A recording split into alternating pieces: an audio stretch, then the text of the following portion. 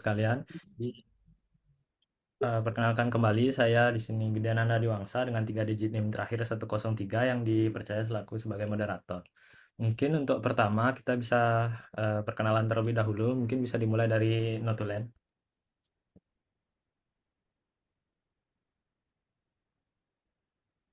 Selamat siang, dokter. Perkenalkan kembali, saya Safira Nazora Sandi dengan 3 digit NIM 066. Di sini saya sebagai notulen pertama. Selamat siang, dokter. Perkenalkan, saya Zikri Maulida dengan digit tim akhir 011 sebagai notulen 2.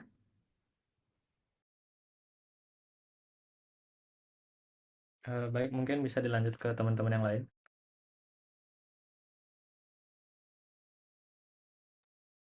Selamat siang, dokter. Sebelumnya perkenalkan, saya Gerindra Pisces Jahara dengan NIM 08. Selamat siang dokter, sebelumnya perkenalkan saya Komamita Adriani dengan 3 digit NIM terakhir 102. Selamat siang dokter, perkenalkan nama saya Macidan Febrian dengan digit NIM terakhir 029. Baik, perkenalkan dokter, nama saya Hening Fadlat Rohmah dengan 3 digit NIM terakhir 048. Selamat siang dokter, perkenalkan saya Ida Indra Sawitri dengan akhir NIM 030. Selamat siang dokter, perkenalkan saya Menida Honora Arwen dengan 3 digit NIM terakhir 121. Selamat siang dokter, perkenalkan saya Ida Aidilita Reningrum Widnyana dengan 3 digit NIM terakhir 120. Baik dokter dan teman-teman sekalian, di sini saya izin untuk membacakan kembali mekanisme dari tutor 4.2 ini, di mana tutor ini dibagi dengan beberapa sesi, di mana sesi pertama itu ada pembacaan skenario, penentuan kata sulit, dan juga penentuan kata kunci selama 10 menit, lalu dilanjutkan dengan sesi diskusi selama 60 menit, dan dilanjutkan dengan pembuatan problem tree selama 10 menit, dan terakhir ada evaluasi dari dosen selama 20 menit. Baik, tanpa mengurangi waktu lagi, di sini saya akan langsung membacakan skenario-nya. Mungkin untuk Notulen bisa share screen.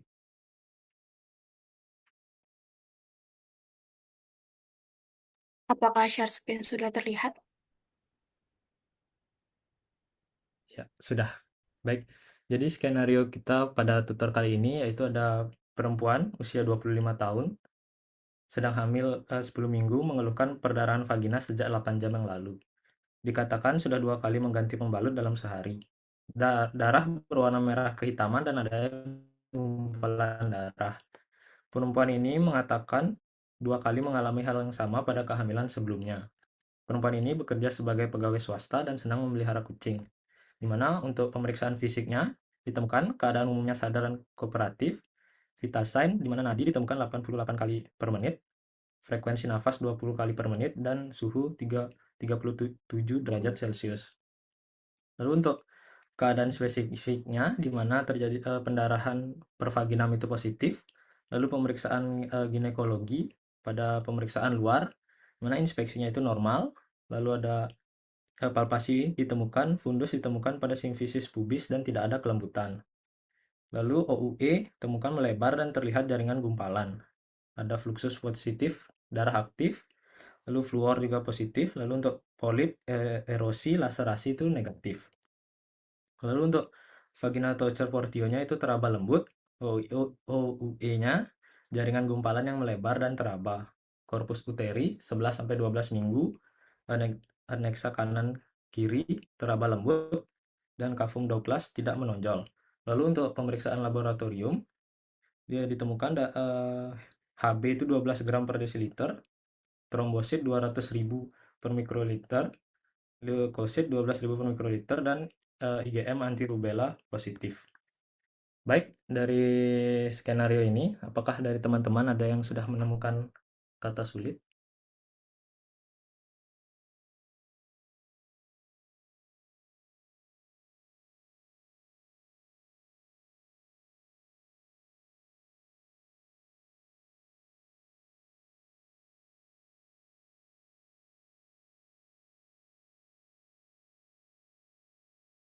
Ya, dari Indira silakan. Baik, terima kasih moderator. Dokter, saya izin menyampaikan jawaban di mana di sini saya Ida Indra Savitri dengan akronim 030 izin menyampaikan dari kata sulit yang saya temukan itu adalah laserasi dan fluor.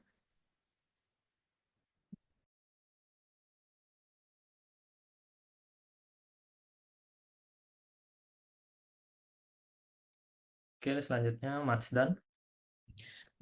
Mohon izin dokter, jadi perkenalkan saya Macidan dengan digit NIM terakhir 029. Jadi untuk kata sulit yang saya ingin sampaikan yaitu adnexa.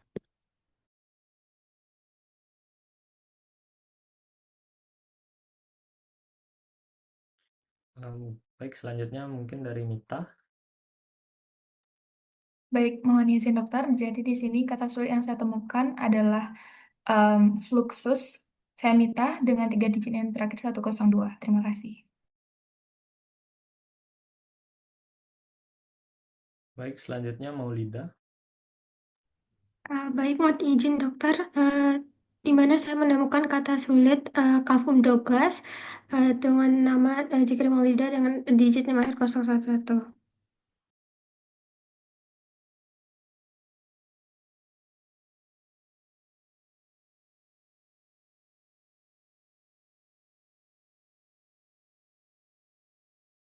Baik, dari teman-teman yang lain, apakah ada yang menemukan kata sulit lagi?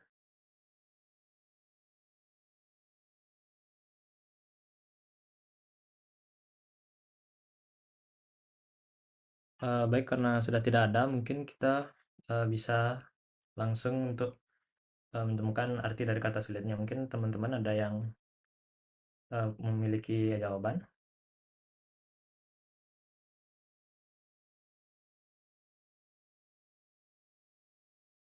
Ya, Dili, silakan. Baik, izin dokter, sebelumnya perkenalkan saya Dili dengan 3 digit NIM terakhir 120. Jadi di sini saya menemukan arti kata fluxus menurut dari Kamus Kedokteran Dorlan. Jadi fluxus itu berasal dari bahasa Latin yang berarti aliran atau pancaran, sehingga didefinisikan sebagai aliran dan pengeluaran cairan apapun dari tubuh dalam jumlah yang berlebihan maupun tidak normal. Dalam kasus ini, fluxus merujuk pada adanya aliran darah yang keluar dari rahim melalui vagina saat pemeriksaan in speculum. Terima kasih.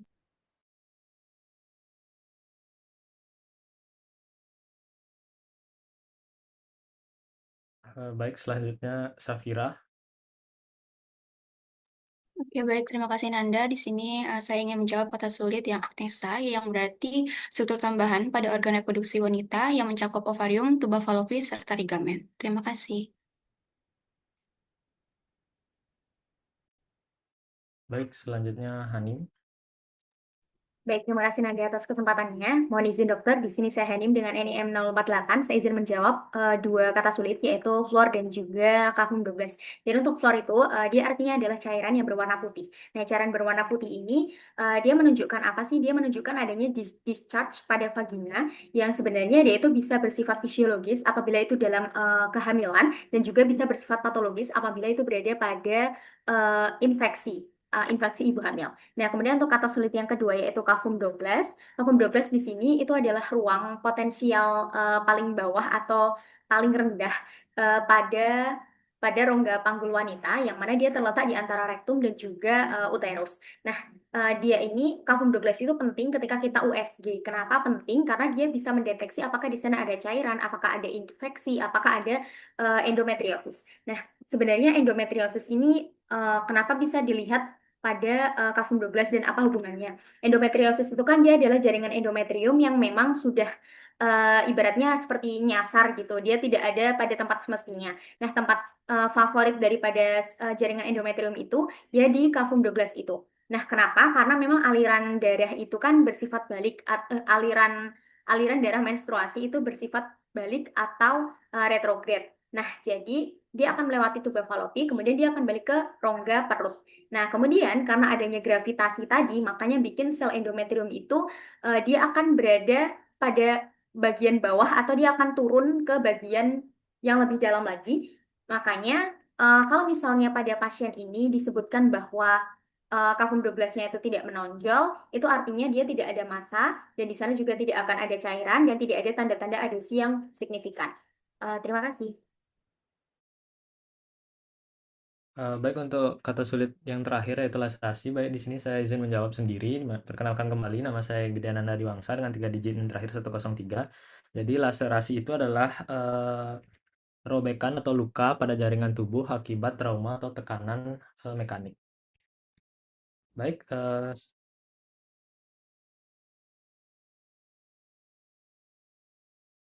baik selanjutnya kita bisa lanjutkan ke kata kunci. Baik, untuk teman-teman yang sudah menemukan kata kunci pada skenario mungkin bisa raise hand.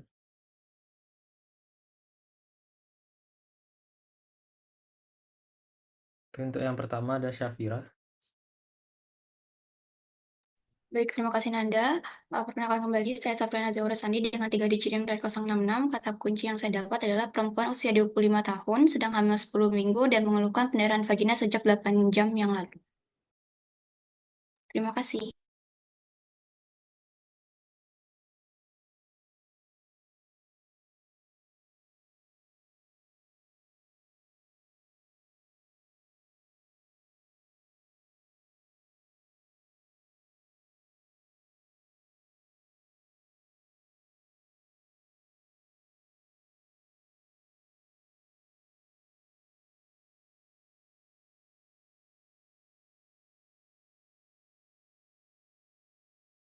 Baik, selanjutnya Dayu Indira, persilahkan.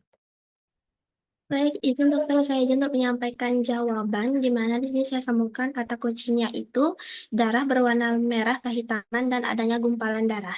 Terima kasih.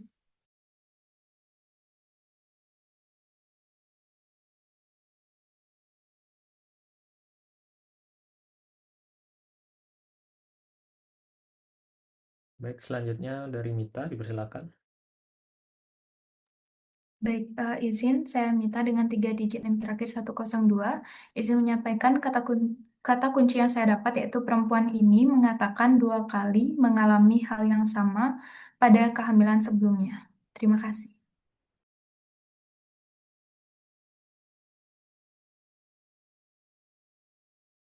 Baik, selanjutnya Matsdan. Baik, mohon izin saya Mas Dan dengan digit NIM terakhir 029. Jadi saya ingin menyampaikan kata kunci yaitu perempuan ini bekerja sebagai pegawai swasta dan senang memelihara kucing.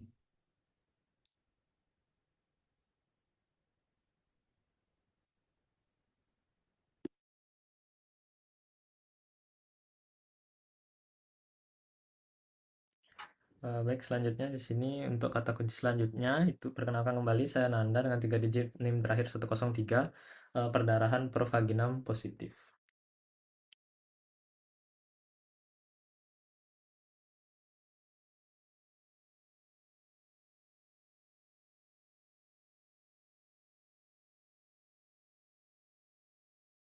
Untuk dari teman-teman ada Mas Dan, raise hand, masih ada kata kunci. Baik, dari teman-teman sekalian, apakah ada yang memiliki kata kunci lagi? Baik, silakan, Hanim.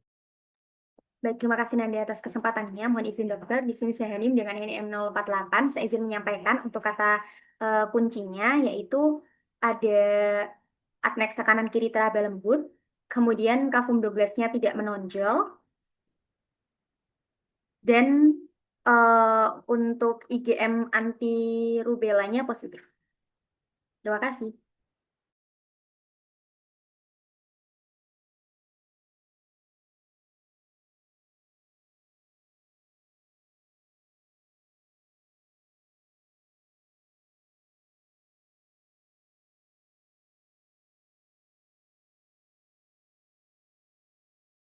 Mohon maaf, Anim, satu lagi apa ya tadi ya? IgM anti rubella positif.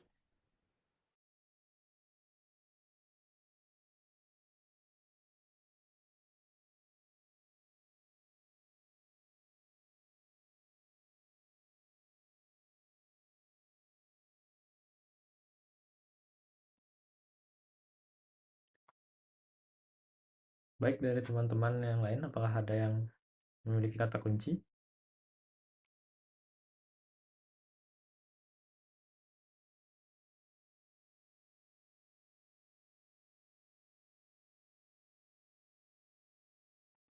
Baik, karena sudah tidak ada, mungkin kita bisa lanjutkan ke rumusan masalah. Bagi teman-teman yang memiliki rumusan masalah atau skenario ini bisa raise hand.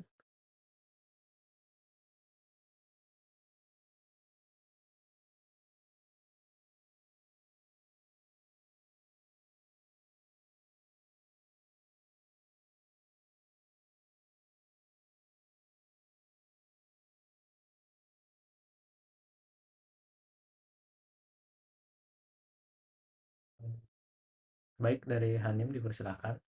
Baik, terima kasih Nanda. Perkenalkan saya Hanim dengan IM 048. Saya izin menyampaikan untuk rumusan masalah yang pertama, yaitu anamnesis yang perlu kita lakukan kepada pasien.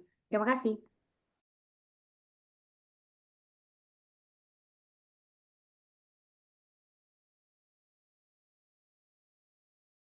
Baik, selanjutnya Matsdan dipersilakan. Baik, sebelumnya mohon izin saya Majdan dengan digit NIM terakhir 029. Jadi saya ingin menyampaikan terkait rumusan masalah yaitu apa anatomi organ yang terkait pada kasus tersebut. Terima kasih.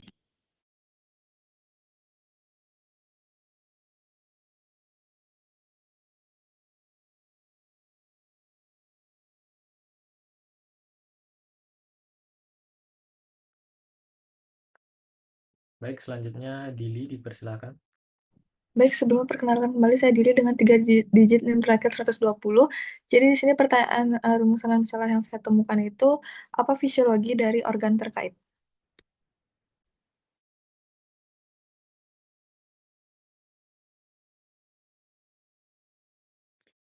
Baik, selanjutnya Mita dipersilakan. Baik, mohon izin. Di sini rumusan masalah yang saya temukan adalah apa histologi dari organ terkait. Terima kasih.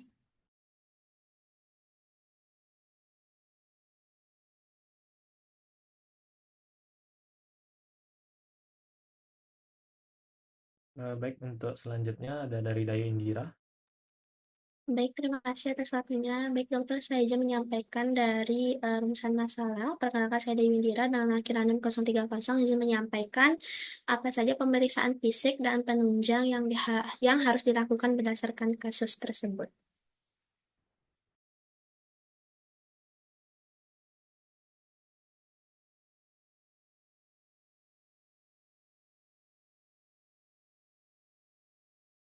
Baik, selanjutnya mungkin dari Syafira. Oke, baik Nanda, terima kasih.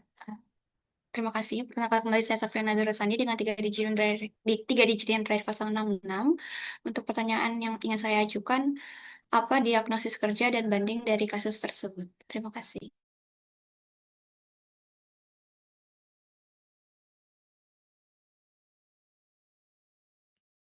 Baik, untuk selanjutnya ada Zikri Maulida.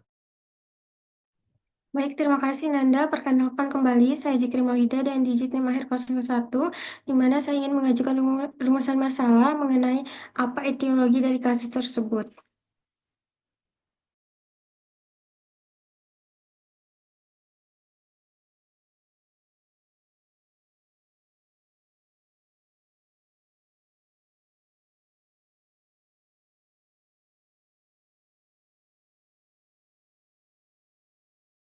Maaf Maulida, tadi putus-putus, boleh diulang lagi?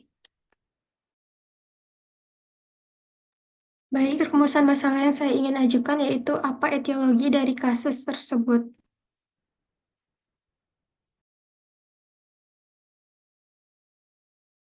Baik, selanjutnya Arwen. Silakan. Baik, perkenalkan kembali saya Arwen dengan digit 3 digit NIM terakhir 121. Pertanyaan yang ingin saya ajukan yaitu adalah bagaimana epidemiologi dari kasus tersebut.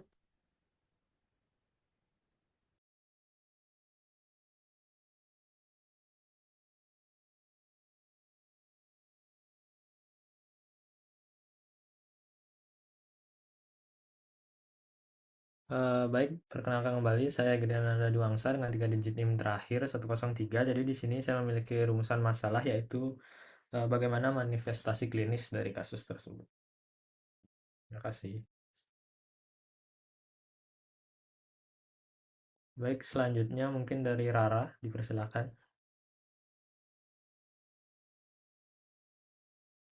Sebelumnya, perkenalkan.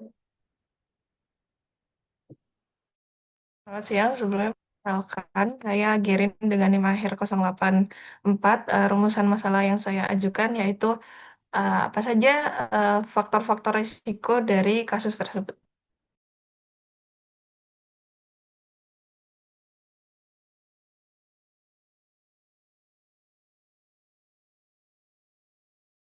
Baik, untuk selanjutnya ada Safira, juga silahkan. Baik, terima kasih Nanda. Perkenalkan kembali, saya Safriana Zahra Sandi dengan 3 digit NIM terakhir 066. Di sini saya izin menambahkan mungkin 2 pertanyaan. Bagaimana patofisiologi dari kasus tersebut dan bagaimana uh, tata laksana dari kasus tersebut? Terima kasih.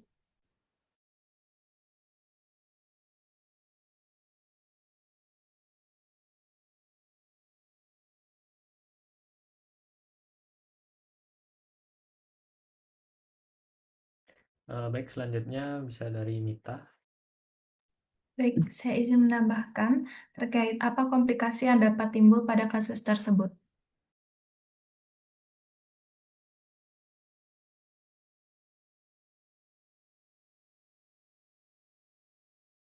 Baik, selanjutnya mungkin bisa dari Daya Indira. Baik, dok. Baik, dokter izin menyampaikan jawaban. Saya Dayu Indira dengan akhirannya 030. Izin menyampaikan pertanyaan terkait dengan bagaimana prognosis dari kasus tersebut.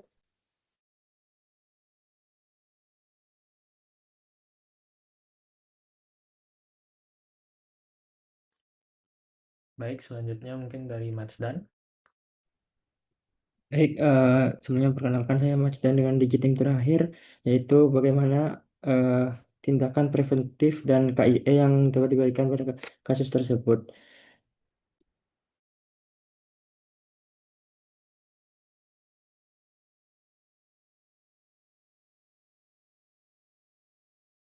Baik, karena di sini sudah ada 15 rumusan masalah, mungkin dari teman-teman yang punya pembahasan terkait rumusan masalah, mungkin bisa resen mulai dari rumusan masalah yang pertama, yaitu anamnesis. Mungkin dari teman-teman yang punya jawaban bisa resen.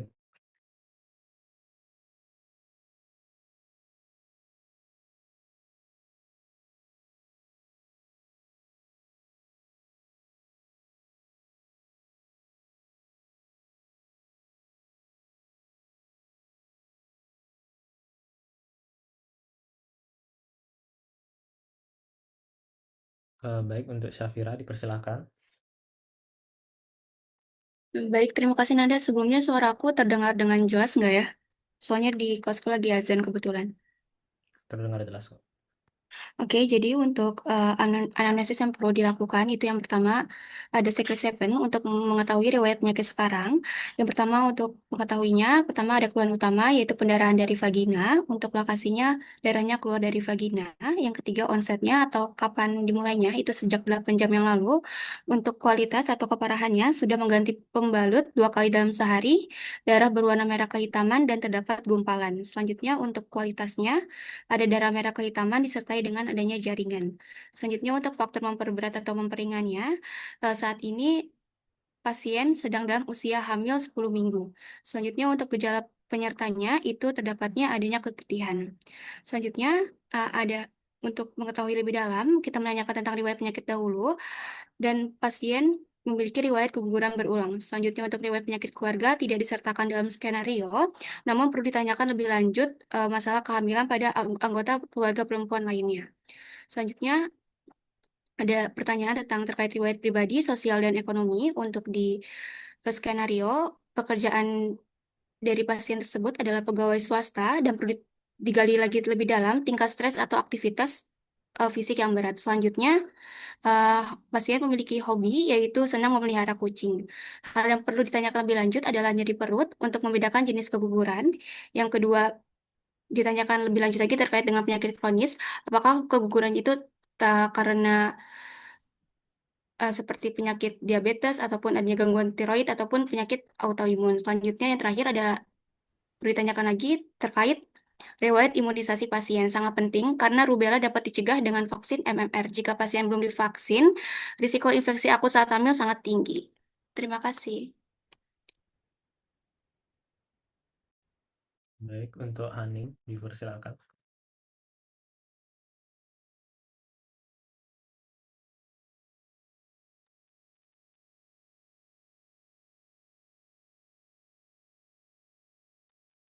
Baik, terima kasih Nanda atas kesempatannya. Perkenalkan saya Hanim dengan NIM 048. Jadi saya izin untuk menambahkan terkait anamnesis yang sudah disampaikan oleh Safira. Jadi tadi untuk Safira sudah dengan jelas ya, dengan gamblang menjelaskan anamnesis apa saja yang diperlukan. Tapi ketika kita menjadi seorang tenaga medis, ketika pasien datang, pasien ini pasti akan datang dengan keluhan dia pendarahan di mana di bagian bawah. Dan kemudian dia pasti akan langsung bilang bahwa dia sedang pada kondisi hamil. Nah, artinya ketika kita masih belum mengerti apa yang harus kita lakukan nantinya, kita harus punya pemikiran bahwa oh pasien ini ternyata sedang hamil muda atau masih di trimester 1, artinya masih 10 minggu ya. Dan kemudian pendarahan ini disebabkan mungkin bisa saja karena kehamilannya dia. Nah, kemudian untuk anamnesis yang lengkap tadi sudah disampaikan oleh Safira, tapi ketika kita punya pasien pendarahan ketika hamil, itu kita akan berpikir apakah dia abortus atau tidak, kehamilan ektopik atau tidak, kemudian mola atau tidak. Nah, pertanyaan kuncinya adalah kalau misalnya itu abortus, darahnya ini perlu kita gali lagi. Apakah darahnya itu sampai sekarang pasien datang ke klinik itu dengan posisi darahnya itu masih mengalir dengan deras atau tidak? Dan kemudian darahnya itu apakah banyak atau sedikit? Dan kemudian kalau misalnya darahnya keluar, apakah dia ada gumpalannya atau tidak, ada jaringannya atau tidak? Dan kemudian kalau misalnya dia ada gumpalan, kita pasti akan lebih condong untuk berpikir ke aborsi. Nah, untuk selanjutnya ada tanda bahaya ektopik atau tidak. Nah, bahaya ektopik ini bisa kita lihat dari dua hal. Yang pertama adalah nyeri perut. Apakah pasien mengalami nyeri perut atau tidak? Kalau misalnya dia nyeri, di sebelah mana nyerinya? Apakah hanya di sebelah saja atau tidak? Kemudian apakah pasien mengalami keluhan pusing hingga sampai dia itu terasa ingin pingsan? Nah, kemudian untuk selanjutnya kita juga kalau misalnya tadi pasien itu pendarahannya ada gumpalannya atau ada jaringannya, itu kita tanya apakah gumpalannya itu ketika dia keluar sambil nyeri atau tidak. Ya, kemudian kalau misalnya nyerinya hilang, itu gumpalannya masih keluar atau tidak, atau sebaliknya, ketika gumpalannya itu berhenti keluar, apakah masih nyeri atau tidak. Nah, kemudian kita juga bisa gali lagi, ketika tadi kita gali, ternyata pasien itu sering keguguran ya, pernah keguguran sebelumnya. Nah, itu kita cari alasannya. Apakah pasien ini ketika dahulu dia keguguran, itu sudah sampai ke titik temu penyebabnya itu apa atau enggak, atau belum gitu. Ternyata mungkin bisa karena genetik, hormonal, anatomi, imunologisnya, atau memang ada infeksi yang sekarang ini sedang dialami oleh pasien. Nah, kemudian untuk yang terakhir, itu ada faktor risiko tersembunyi ya. Tadi seperti yang sudah disampaikan Safira juga, dia mau melihara hewan atau tidak, mau melihara hewan apa. Kalau misalnya kucing kita bisa berpikir ke toxoplasmosis. Nah, di sana kalau misalnya toxoplasmosis itu menurut William Obstetric ya, ini tidak tentu harus dilihat dari dia memelihara kucing, tapi kita juga bisa melihat apakah dia itu gemar makan makanan yang mentah atau tidak diolah. Nah, itu juga bisa menyebabkan toxoplasmosis. Jadi kita punya faktor risiko tersembunyi di sana. Untuk selanjutnya kita juga bisa gali apakah pasien ini pernah mengalami demam atau ruam ketika dia hamil. Karena kalau misalnya pasien itu pernah demam, pernah ruam ketika dia hamil, itu kita bisa curiga ke rubella kayak gitu. Mungkin dari saya, oh iya ada satu lagi tambahan. Jadi kita juga bisa gali apakah pasien itu pernah vaksin atau tidak. Kalau misalnya pernah, vaksinnya apa saja kita bisa gali. Terima kasih.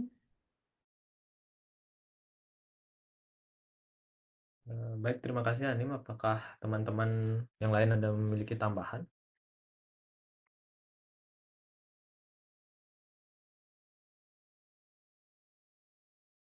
Baik, karena tidak ada, mungkin kita bisa lanjutkan ke rumusan masalah yang kedua, yaitu anatomi dari organ terkait. Terima kasih. Nah, teman-teman yang mempunyai jawaban bisa raise hand. Baik, untuk Zikri Maulida, silakan. Baik, terima kasih Nanda. Di mana perkenalkan kembali, saya Zikri Maulida dengan digit NIM akhir 011. Anatomi yang saya temukan pada bagian internal reproduksi wanita, yang pertama yaitu ada vagina. Di mana vagina ini menempati ruang di antara kandung kemih dan rektum, di mana sebagian saluran atau pipa muskular yang panjangnya lebih kurang 2 hingga 3 cm. di mana vagina ini menghubungkan uterus dengan vestibulum genitalia eksterna. Selanjutnya ada cervix, di mana cervix ini yaitu merupakan leher rahim yang sempit, adalah bagian posterior vagina yang menjulur ke dalam saluran vagina. Selanjutnya ada uterus, di mana merupakan organ berongga dengan bentuk seperti buah pir yang menjadi tempat tumbuh hasil pembuahan selama kehamilan. Selanjutnya ada tuba falopi, di mana dua buah tuba falopi ini membentang dari samping fundus uteri dan berakhir di dekat ovarium. Eh, Baik, jawaban dari saya itu saja. Jawaban dari saya sekian, terima kasih. Mungkin selanjutnya dari Dayu Indira, apakah memiliki pendapat atau tambahan? Baik, terima kasih Nanda atas waktunya. Izin dokter, perkenalkan saya Indra Sawitri dengan akhiran 030. Izin menambahkan dari zaman Maulida, di mana tadi Maulida sudah menyebutkan ada uterus, vagina, dan tuba fallopi. Di saya izin menambahkan dari uterusnya terlebih dahulu, di mana itu uterus terdiri dari fundus terlebih dahulu, di mana itu bagian atas, di atas dari muara tuba fallopi. Lalu yang kedua itu ada corpus uteri, di mana bagian utama dari rahim atau uterus sendiri. Dan yang ketiga itu ada cervix uteri, di mana itu merupakan leher rahim bagian bawah yang menonjol ke vagina. Nah, Lalu selanjutnya untuk bagian dari vagina, itu vagina adalah sebuah tabung fibromusculorum yang dapat melebar, yang memanjang dari perineum melewati dasar pelvis dan masuk ke dalam kavitas pelvis. Lalu yang terakhir itu ada di tuba uterin atau tuba fallopi, di mana di sini terdiri dari 4 bagian, di mana yang pertama ada bagian intramural, di mana ini melintasi dinding rahim untuk membuka ke dalam rongga rahim. Lalu yang kedua ada ismus, di mana di sini bagian yang sempit dari tuba fallopi, bagian tabung yang proksimal, lurus dan tebal yang menghubungkan ke korpus uteri atau dari badan dari rahim. Lalu yang ketiga itu ada ampula, di mana di sini bagian tabung yang lebar, yang terletak di antara infundibulum dan ismus, di mana di sini bagian yang paling luas tempat terjadinya fertilisasi. Lalu yang terakhir itu ada infundibulum, di mana ini bagian distal yang melebar dan berjumpai, yaitu ada fimbrinya, yang membuka pada ostium ke dalam rongga peritoneal dan terletak dekat dengan ovarium. Mungkin sekian dari saya, terima kasih. baik, terima kasih Dayu Indira. Mungkin selanjutnya dari Mita, dipersilahkan. Baik, izin dokter, izin teman-teman. Sebelumnya perkenalkan kembali, saya Mita dengan 3 digit NIM terakhir yaitu 102. Di sini saya izin menambahkan terkait dengan 3 lapisan dari dinding uterus dan juga ovarium. Yang pertama yaitu dinding uterus tersusun atas 3 lapisan utama, yaitu endometrium, myometrium, dan juga perimetrium. Endometrium merupakan lapisan paling dalam yang berfungsi sebagai tempat implantasi dari embrio. Nah, kemudian di luar endometrium itu terdapat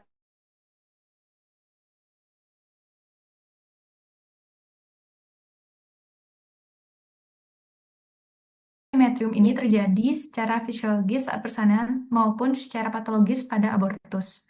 Kemudian, lapisan yang paling luar dari uterus adalah perimetrium, yaitu lapisan serosa yang merupakan bagian dari peritoneum. Nah, perimetrium ini berfungsi sebagai pelindung uterus, yang dimana lapisan ini penting dalam menjaga integritas struktur uterus secara keseluruhan. Kemudian ada ovarium. Saya izin menambahkan sedikit, yang dimana ovarium adalah organ berbentuk oval yang terletak di sisi kanan kiri uterus dan dengan ukuran sekitar 3-4 cm. Ovarium juga berfungsi menghasilkan sel telur atau ovum serta hormon reproduksi seperti estrogen dan juga progesteron. Mungkin sekian tambahan dari saya. Terima kasih. Baik, terima kasih Mita. Untuk teman-teman yang lain, apa ada yang memiliki pendapat atau tambahan?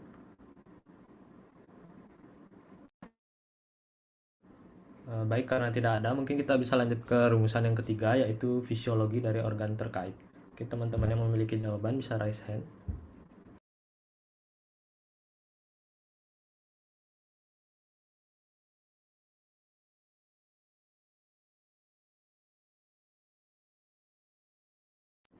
Baik, dari Mita, dipersilakan. Baik, sebelumnya perkenalkan kembali saya Mita dengan 3 digit NIN terakhir yaitu 102. Nah, jadi saya izin menjelaskan terkait dengan fisiologi organ terkait. Nah, pada awal kehamilan itu dimulai dari fertilisasi di tuba Fallopi, kemudian zigot hasil dari pembuahan tersebut akan mengalami pembelahan atau cleavage sambil bergerak ke uterus. Nah, lalu berkembang menjadi blastokista. Setelah sampai di kavum uteri, itu blastokista akan melakukan implantasi di endometrium. Kemudian implantasi ini terjadi juga karena trofoblast atau lapisan luar dari blastokista tersebut menginvasi dari endometrium dengan bantuan enzim proteolitik, sehingga embrio ini bisa tertanam dengan kuat. Nah, setelah itu, embrio berubah menjadi Z2 yang kaya nutrisi untuk mendukung perkembangan awal dari embrio. Nah, pada fase awal, embrio itu belum mempunyai plasenta yang matang, sehingga nutrisinya itu didapat dari D2 lewat proses dari tropoblastic nutrition, atau bisa dibilang juga menyerap secara langsung dari jaringan ibu. Nah, setelah beberapa minggu, plasenta ini akan terbentuk dan juga mulai mengambil alih fungsi dan nutrisi dan pertukaran zat.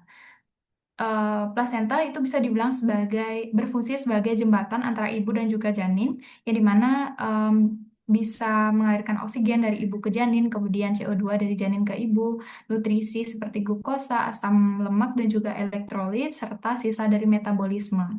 Nah, kemudian awal permeabilitas dari plasenta ini masih rendah karena belum matang, tapi semakin lama permukaan pertukarannya semakin luas sehingga transfer zatnya juga semakin efisien.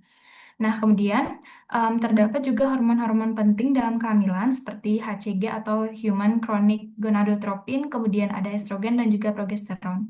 Nah, hormon HCG diproduksi oleh trofoblast sejak awal kehamilan. Nah, fungsi utamanya adalah untuk mempertahankan korpus luteum agar tetap menghasilkan progesteron.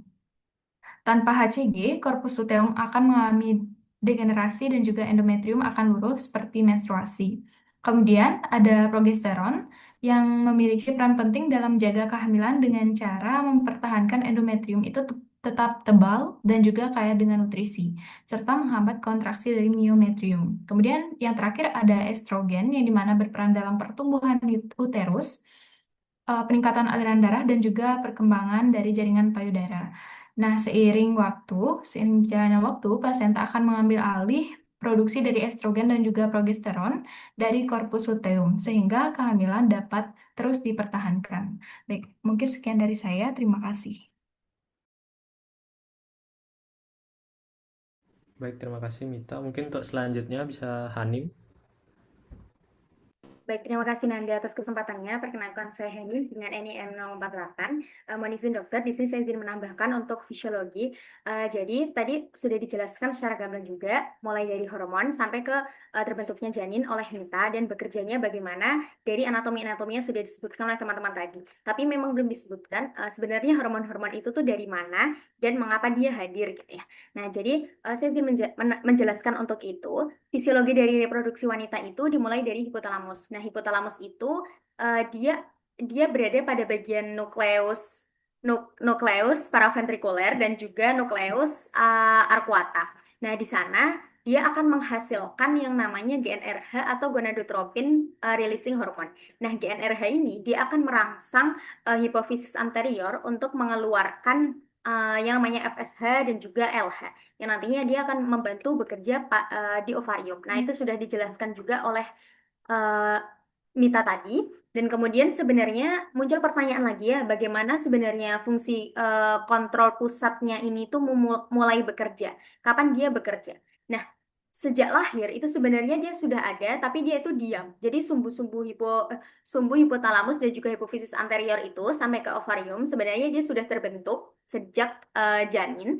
Bahkan untuk bayi perempuan itu dia itu sudah ada folikel ovariumnya. Tapi setelah dia lahir, kenapa dia tidak aktif? Karena terjadi inhibisi pusat atau aktivitas daripada GnRH-nya itu tuh ditekan, jadi dia nggak bisa muncul gitu, nggak bisa bekerja gitu. Jadinya FSH sama LH-nya yuk rendah gitu. Nah, kalau misalnya dia rendah, ovariumnya hanya tidak berfungsi atau tidak aktif. Nah, kemudian akhirnya menstruasi tidak bisa, hamil juga tidak bisa, itu ketika kecil. Nah, tapi ketika kita mulai pubertas, nah ini adalah sebenarnya gap yang saya baca tuh belum sampai kenapa sebenarnya ketika pubertas itu dia mulai aktif gitu. Jadi tubuh itu artinya sudah siap reproduksi ketika pubertas. Jadi remnya tuh kayak dilepas. Hipotalamus yang tadinya dia diam, dia akan mulai melepas eh hipotalamus itu akan mulai merangsang hipofisis anterior yang mana dia akan menghasilkan GnRH secara pulsatif.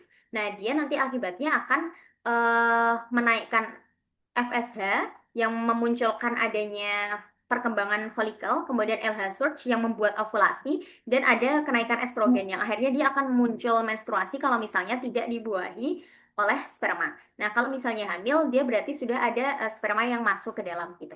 Nah, itu untuk yang saya baca terkait dari mana sih sebenarnya GnRH ini muncul. Nah, tapi untuk pertanyaan saya, mungkin untuk teman-teman, kalau misalnya ada yang sudah mengetahui, kenapa sebenarnya hipofisis anterior itu dirangsang oleh hipotalamus tuh ketika kita sudah pubertas gitu. Apa yang membuat itu terjadi? Mungkin dari saya itu saja. Terima kasih. Baik, terima kasih Hanim untuk jawabannya. Mungkin dari teman-teman ada yang memiliki tambahan atau yang mau menjawab pertanyaan dari Hanim tadi. Dipersilahkan.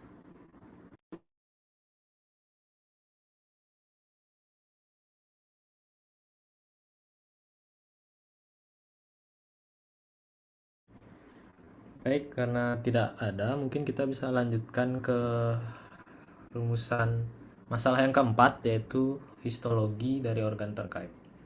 Mungkin baik dari Gerindra, dipersilakan.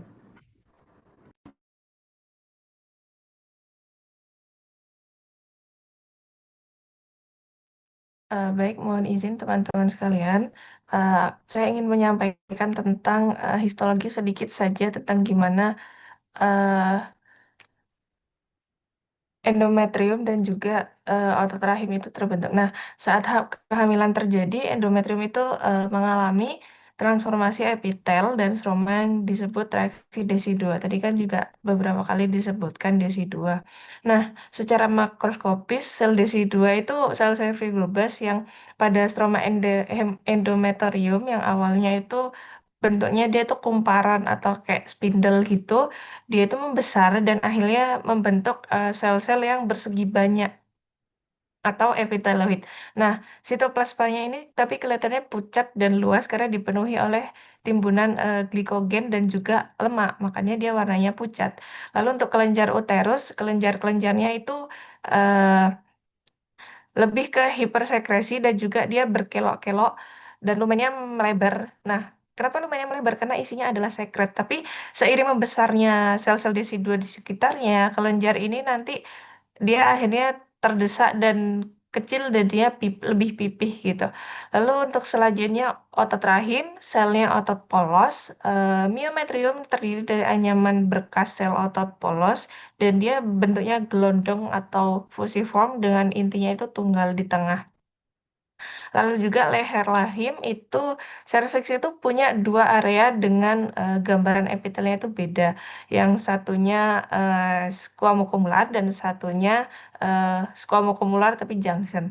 Nah, untuk kanalis cervicalis itu dia dilapisi oleh epitel selapis kolumnar yang silindris yang dia tinggi-tinggi dan juga dia ini sangat aktif untuk mensekresi mukus atau juga lendir. Nah, di dalam rahim itu kan ada plasenta. Nah, histologi plasenta itu dia terbentuk dari villi chorioalis atau dia jonjot-jonjot mikroskopis yang dia jadi tempat terjadinya pertukaran darah ibu dan juga janin. Nah, karena dalam kasus ini dia kan masih 10 minggu ya, jadi villinya ini masih dikategorikan belum mature atau kayak masih kecil lah karena dia belum 10 minggu.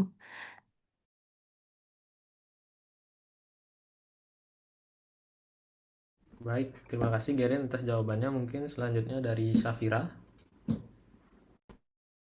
Baik, terima kasih Nanda. Perkenalkan kembali saya Safrina Zahra Sandi dengan 3 digit yang terakhir 066. Jadi di sini saya izin menambahkan apa yang sudah tadi Gerindra katakan. Yang pertama itu ada serviks yang merupakan bagian bawah rahim berbentuk silinder yang dindingnya didominasi oleh jaringan ikat padat dan hanya sedikit otot polos. Mukosa endoservik dilapisi oleh epitel kolumnar sederhana penghasil lendir dengan banyak kelenjar besar bercabang, sedangkan bagian eksoserviksnya itu menonjol ke vagina dilapisi oleh epitel squamosa berlapis non-kreatin. Selanjutnya ada vagina. Epitel mukosanya adalah epitel beratis pipih yang dimana sel-selnya mensistesis dan mengakumulasi glikogen di bawah pengaruh estrogen. Ketika sel-sel epitel ini mengelupas, bakteri akan memetabolisme glikogen tersebut menjadi asam laktat yang menciptakan pH rendah di dalam vagina sebagai proteksi terhadap mikroorganisme patogen. Selanjutnya ada tuba falopi, yaitu mukosanya dilapisi oleh epitel kolumnar sederhana yang terdiri dari dua jenis sel fungsional. Yang pertama ada sel Bersilia yang gerakannya menyapu cairan menuju rahim dan sel pasak atau sel non-silia yang mengsekresikan glikoprotein untuk nutrisi serta kapasitasi sperma. Selanjutnya ada uterus, yaitu dinding rahim terdiri dari myometrium sebagai lapisan otopolos tertebal dan endometrium sebagai lapisan mukosanya. Baik, terima kasih.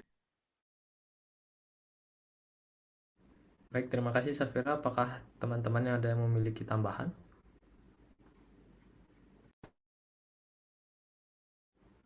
Baik, untuk Zikri Maulida.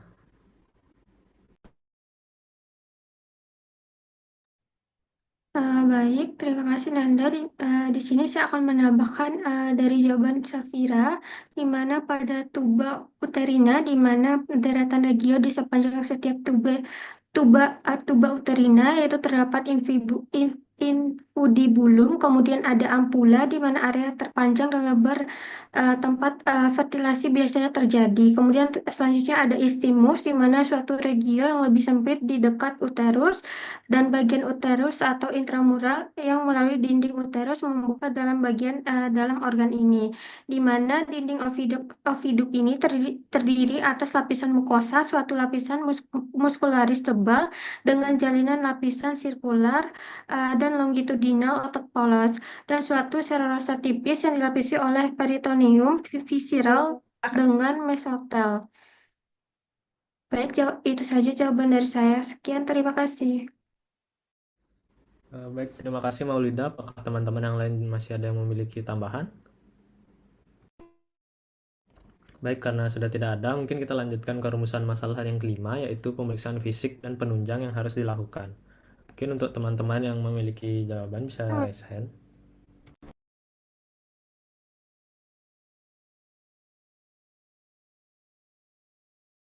Baik, mungkin untuk Daindira dipersilahkan.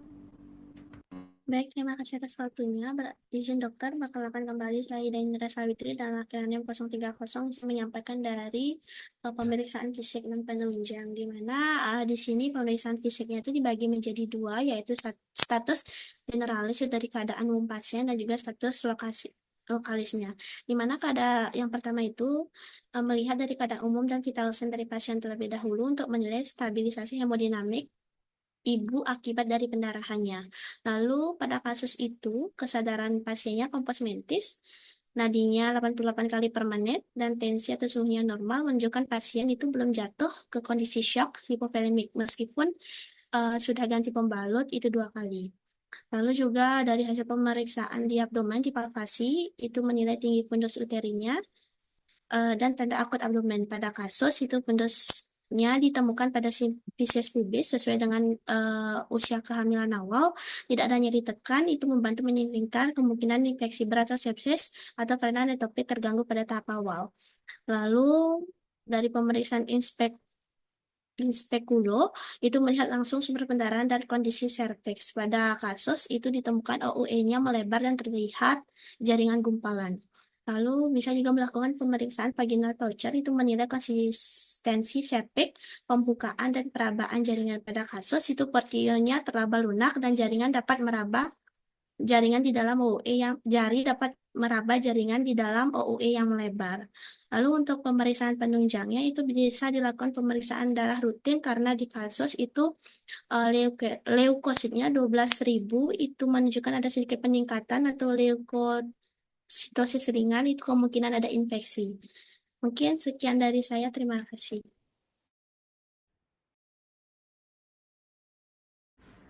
Baik, terima kasih Dayu Indira. Mungkin untuk selanjutnya dari Syafira dipersilahkan.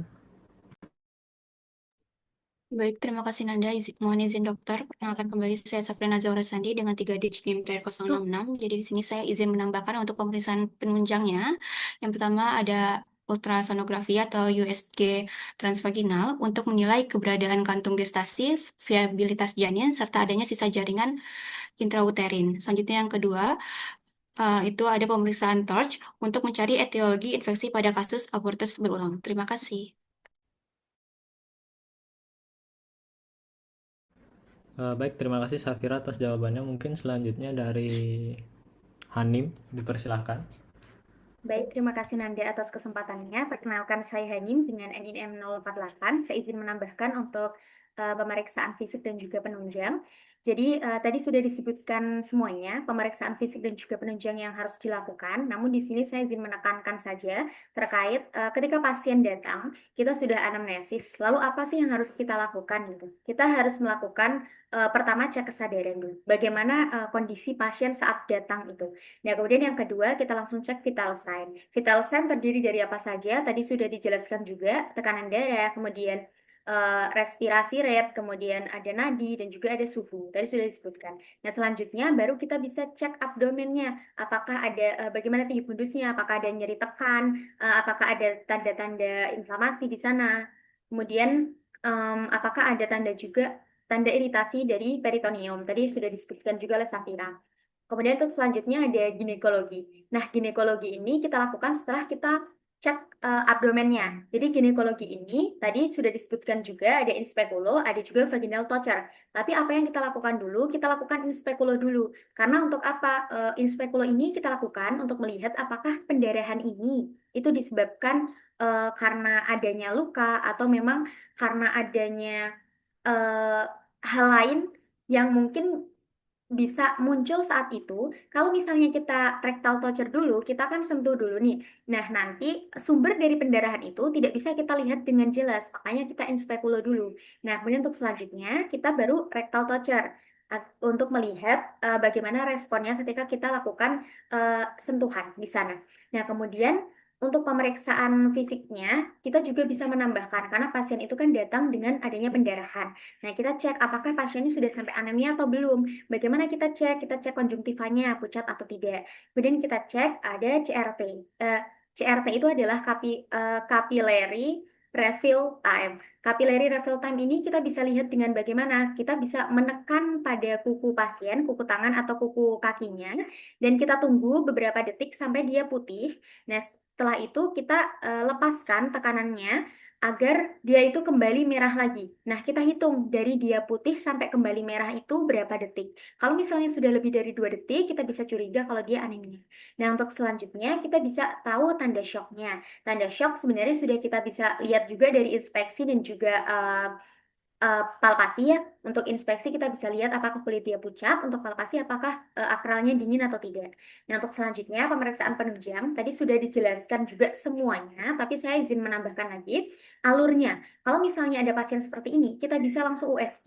USG itu untuk apa? Konfirmasi kehamilannya, apakah benar dia hamil atau tidak. Kemudian bagaimana kondisi daripada kandungan dia, apakah baik atau tidak. Nah, selanjutnya ada darah lengkap. Darah lengkap itu sesuai sama yang sudah ada di skenario, kita cek HB-nya, kita cek leukositnya, kita cek trombositnya.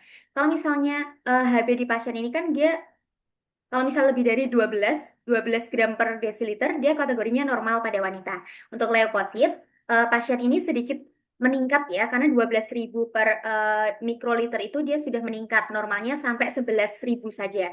Nah, untuk trombosit itu pasien ini 200.000. Itu sudah dalam kategori normal, karena normalnya 150.000 sampai 400.000 sel per mikroliter. Nah, untuk selanjutnya, leukosit ini kita cek untuk apa? Sebenarnya kita cek apakah dia ada respon stres, apakah dia ada infeksi atau tidak. Nah, itu kalau misalnya nggak normal, kita bisa curiga, oh ternyata dia mungkin infeksi. Kemudian untuk trombosit. Trombosit itu kalau misalnya pada pasien ini normal, artinya apa? Sistem pembekuan darahnya itu baik. Nah, kemudian untuk selanjutnya pendarahannya itu mungkin bisa disebabkan Bukan karena adanya koagulasi. Nah, itu kita bisa cari juga penyebab lainnya. Nah, selanjutnya ada namanya beta HCG. Saya pernah membaca beta HCG pada William Obstetri. Nah, beta HCG ini sebenarnya dia dia seperti USG. Dia konsepnya adalah tes urin ya. Dia tes urin, tes serum. Tapi untuk apa? Untuk konfirmasi kehamilan juga. Jadi fungsinya sama seperti USG. Lalu apa yang kita lakukan? USG atau beta HCG? Beta HCG ini kita lakukan kalau misalnya USG itu kita belum yakin diagnosisnya itu gitu. Baru kita bisa lakukan beta HCG juga. Kemudian kita bisa cek juga golongan darah dan juga resusnya. Kita cek juga tadi pemeriksaan TORCH untuk melihat apakah dia ada IgM rubella positif atau negatif. Dari saya itu saja. Terima kasih. Baik, terima kasih Hanim untuk jawabannya. Mungkin kita bisa lanjut ke rumusan masalah yang selanjutnya, yaitu diagnosis kerja dan diagnosis banding. Baik, untuk yang pertama bisa dari Syafira. Baik, terima kasih Nanda. Mohon izin dokter, perkenalkan kembali saya Safira dengan 3 digit NIM TR066. Diagnosis kerja saya adalah abortus incomplete karena dari anamnesis yang terdapat di skenario, yaitu pasien hamil 10 minggu mengeluhkan pendarahan per vaginam sejak 8 jam yang lalu, disertai dengan jumlah yang cukup banyak, hingga 2 kali ganti pembalut. Selanjutnya dengan berwarna merah kehitaman dan disertai dengan adanya gumpalan. Adanya gumpalan darah menunjukkan kemungkinan sudah terjadinya pelepasan sebagian jaringan hasil konsepsi. Riwayat keguguran berulang sebelumnya juga memperkuat kecurigaan adanya gangguan kehamilan. Dan selanjutnya, pada saat pemeriksaan fisik, ditemukan pendarahan pervaginam aktif atau fluxus plus. Pada pemeriksaan spekulo tampak adanya ostium uteri externum yang melebar dan terdapat jaringan atau gumpalan yang terlihat. Selanjutnya, pada saat pemeriksaan vaginal torture juga mengonfirmasi aorta terbuka dan terdapat jaringan di dalamnya. Ukuran uterus juga masih sesuai dengan usia kehamilan yang menunjukkan masih adanya sisa jaringan dalam kavum uteri. Berdasarkan hasil dari anamnesis serta pemeriksaan fisik, diagnosis kerja saya ialah abortus incomplete karena sudah terjadinya pengeluaran sebagian jaringan kehamilan tetapi belum seluruhnya. Untuk diagnosis bandingnya, saya memilih abortus incipiens karena memang dari abortus incipiens ini memiliki kemiripan dengan abortus incomplete. Tetapi pada abortus incipiens ini dia belum ditemukannya pengeluaran jaringan. Oleh karena itu, saya memilih abortus incomplete sebagai diagnosis kerja saya. Terima kasih. Baik, terima kasih Safira atas jawabannya. Mungkin di sini untuk diagnosis banding di sini saya ingin menambahkan. Nah, perkenalkan kembali saya Nanda dengan 3 digit NIM terakhir 103. Di mana untuk diagnosis banding mungkin bisa juga dari infeksi toxoplasmosis ya, karena dari pasien itu sendiri dia suka memelihara kucing. Baik, sekian dari saya. Mungkin untuk teman-teman yang lain apakah ada yang memiliki tambahan? Tadi Dili. Sejauh ini untuk diagnosis kerja dan diagnosis banding aku sama kayak kalian. Jadi dari aku nggak ada tambahan untuk menghemat waktu. Terima kasih. Baik, karena tidak ada tambahan lagi, mungkin bisa lanjut ke rumusan masalah yang ketujuh, yaitu teologi. Mungkin dari sini yang pertama menjawab tuh aku mau jawab pertama. Mana perkenalkan kembali, nama aku Nanda dengan 3 digit yang terakhir 103. Untuk etiologi utama dari kasus ini adalah infeksi rubella yang terjadi pada kehamilan 10 minggu. Dibuktikan dengan hasil di mana yang ini dibuktikan dengan hasil dari IgM antirubellanya positif, karena virus rubella memiliki kemampuan untuk menembus plasenta dan menyebabkan infeksi pada janin, terutama pada trimester pertama, karena dapat menyebabkan kematian janin, abortus spontan, atau sindrom rubella kongenital. Lalu riwayat 2 kali keguguran sebelumnya pada pasien ini juga dapat dikaitkan dengan infeksi rubella yang berulang. Selain itu, pemeliharaan kucing juga mungkin salah satu dari etiologinya, dari mana tadi sesuai dengan diagnosis banding, yaitu infeksi toxoplasmosis. Mungkin dari aku sekian. Apakah dari teman-teman ada yang ingin menambahkan?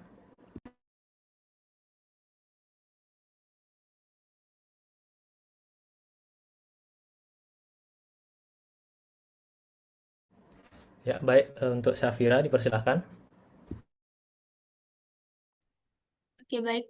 Terima kasih Nanda. Mohon izin dokter, perkenalkan kembali saya Safira dengan 3 digit NIM dari 066. Saya izin menambahkan Untuk etiologinya, yang pertama itu ada faktor genetik atau adanya kelainan kromosom pada orang tua. Kelainan karyotype pada orang tua mencakup 2 sampai hingga 4% dari kasus kehilangan kehamilan berulang. Kelainan yang paling sering adalah translokasi resiprokal seimbang, dan selanjutnya juga adanya faktor anatomi atau kelainan rahim. Sekitar 15% wanita dengan keguguran berulang dia memiliki kelainan pada rahim. Kelainan bawaan seperti rahim septat memiliki keguguran tertinggi.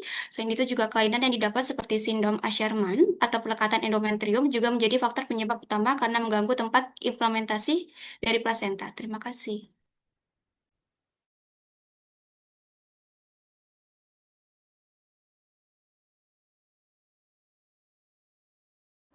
Baik, dari teman-teman sekalian, apakah ada yang memiliki tambahan lagi? Baik, karena tidak ada, mungkin kita bisa lanjut ke rumusan yang ke-8, yaitu epidemiologi dari teman-teman. Apakah ada yang punya jawaban? Baik, dari Hanim dipersilahkan. Baik, terima kasih Nandi atas kesempatannya. Perkenalkan saya Hadim dengan NIM 048, mohon izin dokter. Di sini untuk epidemiologi yang sudah saya baca dari guideline abortus incomplete Indonesia pada tahun 2022 didapatkan data bahwa di Indonesia itu di tahun 2019 jumlah kejadian abortus itu berkisar 1.280 pada ibu hamil. Nah, kemudian untuk sebagian besar ini terjadi di Jawa Barat dan juga Jawa Timur dengan persentase 16% dan 12% ibu yang mengalami abortus. Untuk data yang saya dapatkan baru itu saja. Terima kasih.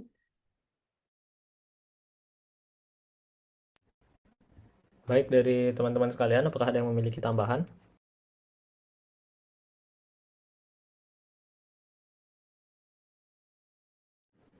Baik, karena tidak ada, kita bisa lanjutkan ke rumusan masalah yang ke-9, yaitu manifestasi klinis. Baik, dari Dili, dipersilahkan.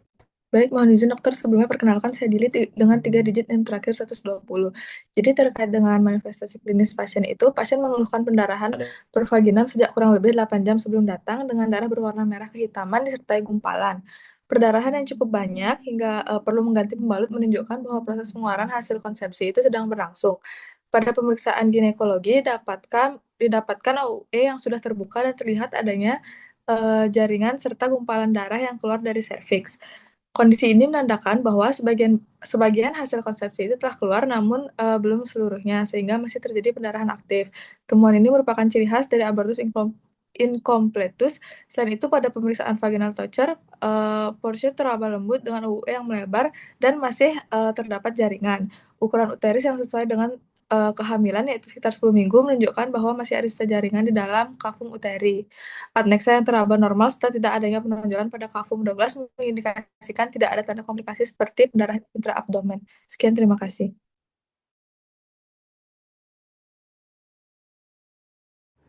Oke, baik, Dili, terima kasih atas jawabannya. Mungkin selanjutnya dari Matsdan, dipersilahkan.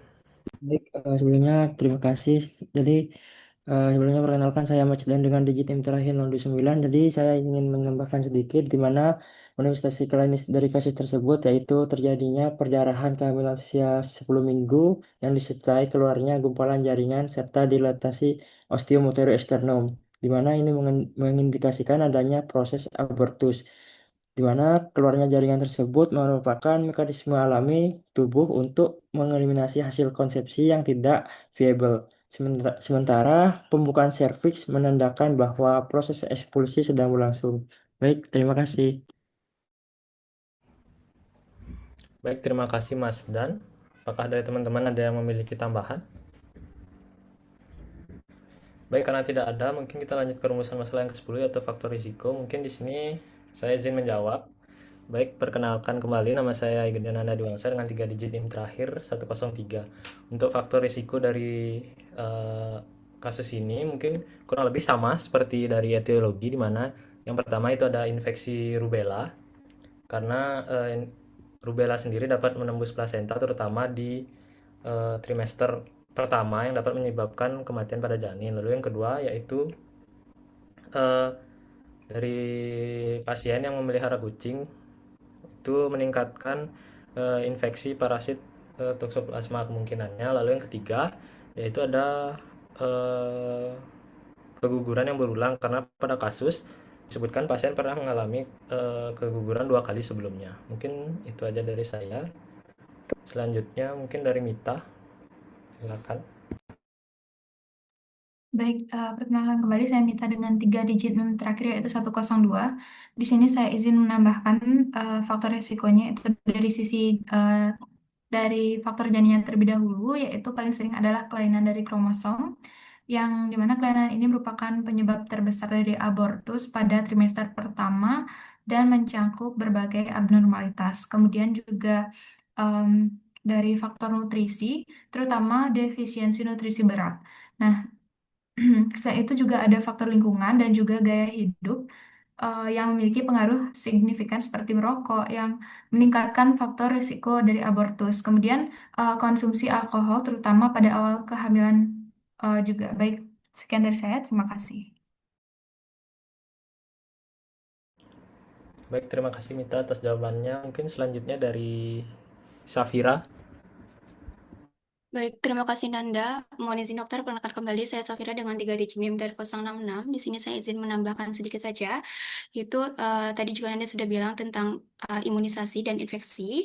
Jadi jika memang pasien tidak ada riwayat vaksinasi MR sebelum hamil, membuat ibu lebih rentan terhadap infeksi rubella. Selanjutnya, infeksi aktif yang ditunjukkan dengan hasil IgM positif menyebabkan kerusakan vaskular pada plasenta dan infeksi langsung pada janin. Hal ini yang mengganggu sirkulasi feto-maternal yang secara patologis berujung pada kematian janin dan keguguran.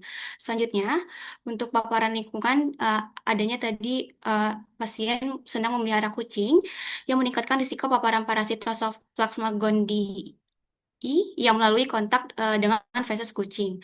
Selanjutnya, yang terakhir itu karena pasien tadi bekerja sebagai pegawai swasta, walaupun memang bukan penyebab tunggalnya, tetapi stres fisik dan kelelahan dapat menurunkan daya tahan tubuh ibu terhadap risiko patologis selama masa kehamilan. Pekerjaan sebagai pegawai swasta yang melibatkan tingkat kelelahan fisik yang tinggi atau durasi berdiri yang lama dapat memperburuk kondisi hemodinamik seorang ibu. Terima kasih. Baik, terima kasih jawabannya Safira. Mungkin selanjutnya dari Matsdan. Baik, terima kasih sebelumnya. Perkenalkan, saya Ahmad dan Febrian dengan digit NIM terakhir 29. Jadi, saya ingin menambahkan faktor usia ibu mengandung juga menjadi salah satu faktor risiko, di mana ibu dengan usia 35 tahun paling rawan terkena infeksi rubella. Dan masa reproduksi paling aman adalah usia 20 sampai 30 tahun. Selanjutnya, kehamilan di atas 35 tahun berisiko tinggi karena penurunan fungsi reproduksi, penyakit kronis seperti hipertensi, diabetes, dan kelainan janin. Namun, penelitian lain juga menunjukkan risiko abortus juga meningkat pada usia kurang lebih 20 tahun akibat ketidakmatangan psikologis, otot rahim yang lemah, dan ketidakstabilan hormonal. Dengan demikian, usia kurang dari 20 tahun dan kurang dari 35 tahun termasuk kelompok eh mohon maaf, lebih dari 35 tahun termasuk kelompok berisiko tinggi. Baik, terima kasih. Baik, terima kasih atas jawabannya Mas Dan. Mungkin selanjutnya dari Dili. Baik, sebelumnya perkenalkan saya Dili dengan 3 digit NIM terakhir 120. Jadi di sini saya ingin menambahkan sedikit, yaitu faktor pekerjaan dan stres fisik, di mana status pasien sebagai pegawai swasta dapat mengindikasikan adanya kelelahan fisik ataupun stres psikis terkait dengan pekerjaannya. Meskipun bukan penyebab langsung, tapi aktivitas fisik ataupun stres berlebih tanpa istirahat yang cukup pada awal kehamilan dapat memperburuk kondisi jika kehamilannya itu dari awal sudah rentan. Sekian, terima kasih. Baik, karena semua sudah memberikan jawabannya, mungkin kita bisa lanjut ke rumusan masalah yang selanjutnya, yaitu patofisiologi dari kasus terkait. Baik, untuk Arwen, dipersilakan. Baik, terima kasih atas kesempatannya. Perkenalkan saya Arwen dengan 3 digit NIM terakhir 121.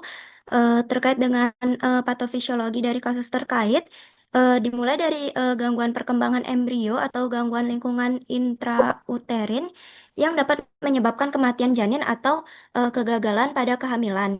Lalu pada kondisi seperti kelainan kromosom atau infeksi, misalnya rubella, terjadi kerusakan jaringan embrio dan plasenta sehingga hubungan antara jaringan konsepsi dan endometrium terganggu. Akibatnya, jaringan konsepsi mulai terlepas dari dinding uterus dan dapat memicu perdarahan. Pelepasan ini merangsang kontraksi miometrium melalui peningkatan prostaglandin yang menyebabkan pembukaan serviks dan pengeluaran sebagian jaringan keluar uterus. Namun, pada abortus incompletus, proses pengeluaran tidak sempurna sehingga masih terdapat sisa jaringan dalam kavum uteri. Lalu sisa jaringan ini mempertahankan perdarahan dan kontraksi uterus sehingga gejala perdarahan berlanjut. Sekian dari saya, terima kasih. Baik, terima kasih Arwen atas jawabannya. Apakah dari teman-teman sekalian ada yang memiliki pendapat berbeda atau tambahan?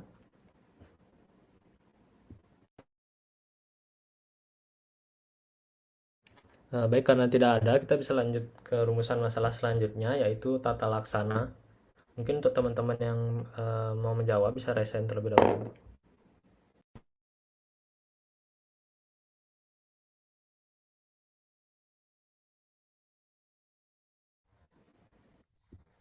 Baik, untuk yang pertama dari Syafira, dipersilakan.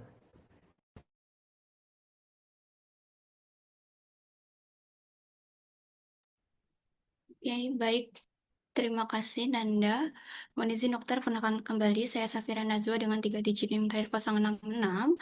Tata laksana yang pertama adalah resusitasi dan stabilisasi. Karena pasien datang dengan adanya pendarahan yang aktif dan adanya gumpalan, jadi untuk mengatasinya bisa kita gunakan pertama ABC dulu, airway, breathing, dan circulation. Selanjutnya bisa pemasangan akses intravena menggunakan kateter berukuran besar untuk resusitasi cairan kristaloid NaCl 0,9% atau ringer laktat. Selanjutnya ada transfusi darah dipertimbangkan apabila terdapat tanda instabilitas hemodinamik atau kadar Hb yang rendah. Selanjutnya yang kedua itu ada evakuasi uterus. Yang pertama itu ada MVA, yaitu merupakan gold standar untuk evakuasi trimester pertama. Prosedur ini menggunakan tekanan negatif manual yang lebih aman dan rendah risiko perforasi dan memiliki efektivitas yang setara dengan kuretase yang tajam. Selanjutnya juga ada tata laksana medikamentosa, yaitu pada kondisi stabil tanpa pendarahan yang masif, pasien dapat diberikan pemberian misoprostol yang dapat merangsang kontraksi miometrium untuk eksposi sisa jaringan secara alami. Selanjutnya ada juga evaluasi etiologi dengan cara pemberian antibiotik profilaksis spektrum luas seperti doxycycline atau kombinasi ampicillin dan metronidazole yang sangat penting untuk mencegah endometritis. Sekian dari saya, terima kasih. Baik, terima kasih Safira. Mungkin selanjutnya dari Dayu Indira. Baik, terima kasih atas waktunya. Perkenalkan kembali dokter, saya Dayundira dengan akhiran NIM 030. Izin menambahkan di jawaban Safira. Tadi sudah Safira menyampaikan itu dalam penggunaan obat. Itu di buku Williams, itu dalam tabelnya menyatakan bahwa dosis yang diberikan itu untuk abortus incomplete itu 600 mikrogram secara oral, yang dimana tadi sudah disampaikan bahwa tujuan ini untuk merangsang kontraksi rahim agar sisa jaringan keluar sepenuhnya tanpa operasi. Lalu yang kedua itu jika melakukan manajemen bedah ini diambil jika terjadi pendarahan aktif yang masif. Seperti pada kasus pasien itu yang sudah ganti pembalut 2 kali dan darahnya aktif. Di mana metode ini bisa dilakukan kuretase atau vakum aspirasi. Itu metode ini untuk dalam tabel yang di Williams itu tingkat keberhasilannya 100% untuk mengosongkan dari rahim secara instan dan menghentikan pendarahan. Dan juga untuk mencegah pendarahan lebih lanjut dan infeksi, terutama karena pasien memiliki riwayat abortus berulang dan infeksi rubella yang aktif. Oke, sekian dari saya, terima kasih. Baik, terima kasih dari Indira. Mungkin selanjutnya dari Hanim. Baik, terima kasih atas kesempatannya. Perkenalkan saya Hanim dengan NIM 048. Saya ingin menambahkan bahwasannya berdasarkan guideline abortus incomplete dari Indonesia di tahun 2022, bahwasannya kalau abortus spontan itu ada teknik pembedahan dan juga medikamentosa. Nah, untuk pembedahannya itu kita prinsipnya adalah mengosongkan isi daripada uterus, baik itu kita pakai kuretase maupun aspirasi vakum. Nah, untuk medikamentosa itu kita bisa pakai 4 macam obat, yaitu oksitosin intravenus sebagai hormon dari uterotoniknya. Kemudian kita bisa pakai prostaglandin, baik itu analog prostaglandin E2 maupun F2 alfa. Kemudian kita bisa pakai larutan hiperosmotik intraamnion juga.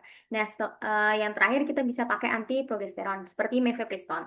Nah, kemudian kita cek juga pendarahannya bagaimana. Kalau misalnya pendarahannya itu tidak banyak dan kehamilannya masih di bawah 16 minggu, itu kita bisa pakai evaluasi secara digital atau kunam ovum untuk mengeluarkan hasil dari konsepsi yang keluar tadi melalui serviks. Kalau misalnya pendarahannya berhenti, itu sama kayak Vira tadi, kita kasih ergometrin, tapi dosisnya adalah 0,2 miligram intramuskular atau misoprostol juga tadi 400 mikrogram per oral.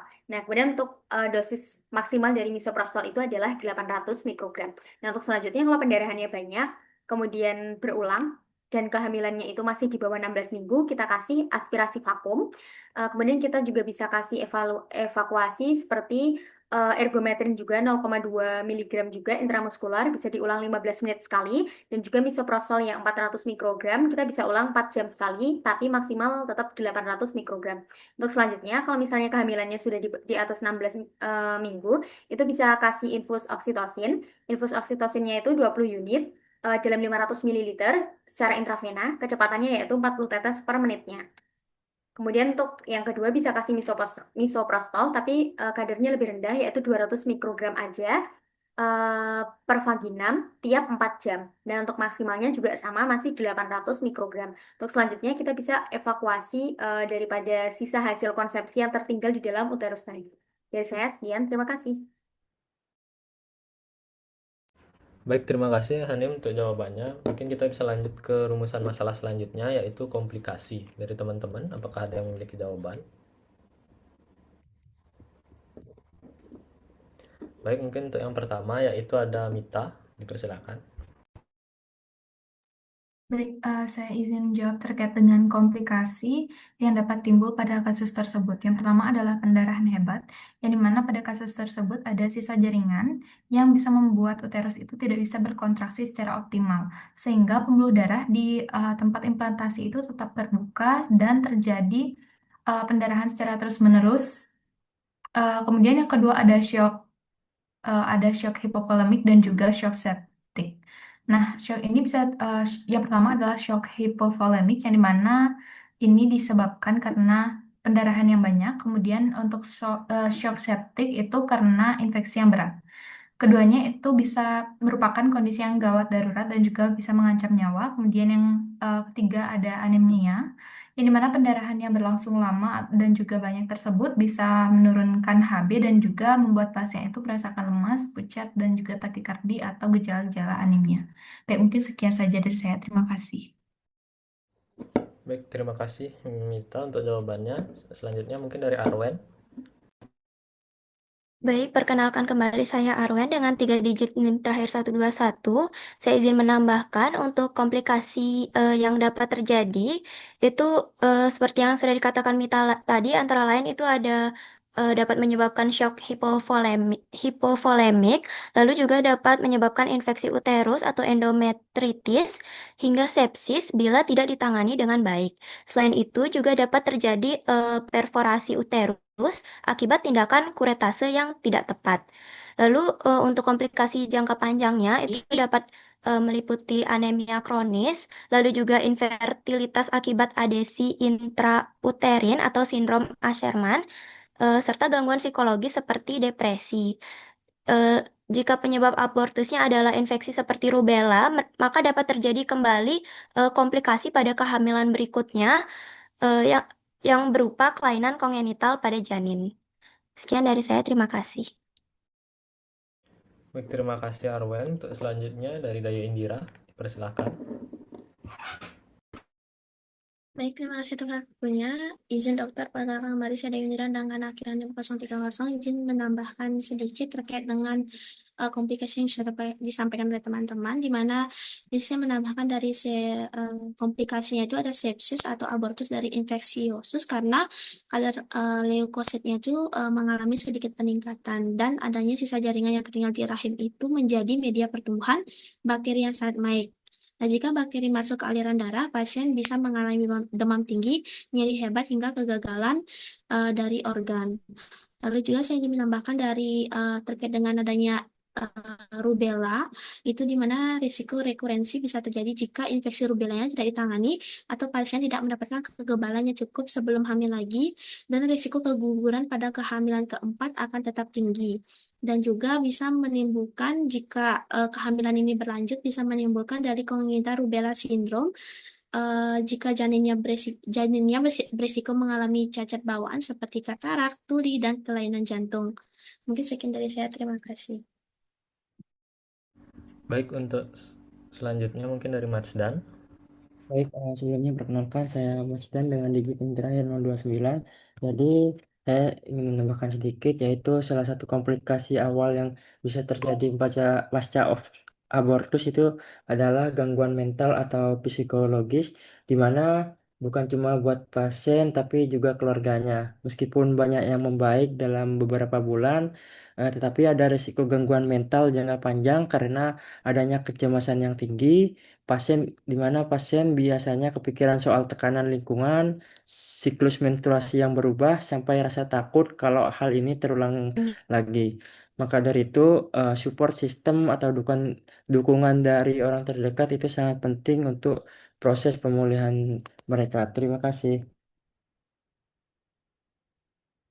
Baik, terima kasih Mas Dan atas jawabannya. Dan di sini karena waktu sesi diskusi sudah habis ya teman-teman, mungkin kita bisa lanjutkan ke pembuatan problem tree selama 7 menit untuk Safira dan Maulida. Aku serahkan ke kalian. Terima kasih.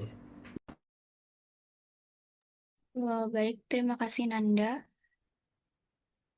Sebelumnya sudah terlihat belum ya problem tree-nya? Sudah terlihat. Mungkin dari teman-teman jika ada yang ingin menambahkan dari problem tree tersebut, diperbolehkan ya.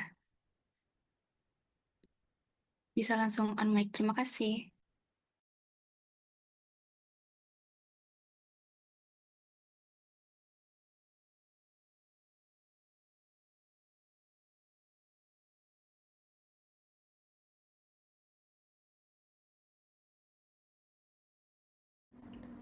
Izin Safira, mungkin untuk di etiologi dan faktor risiko bisa ditambahkan infeksi rubella, keguguran yang berulang, dan juga eh, pasien memelihara kucing. Terima kasih.